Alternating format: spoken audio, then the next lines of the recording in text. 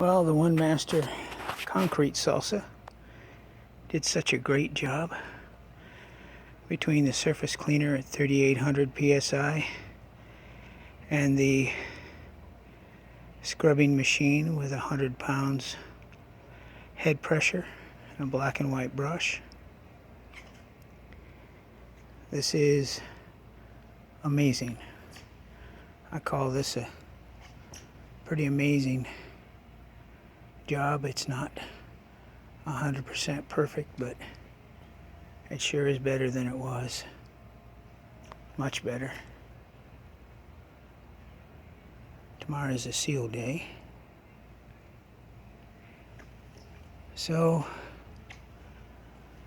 I've had to deal with these rust spots before. I'll give them a shot. See if the restoration rust deposit remover takes them out.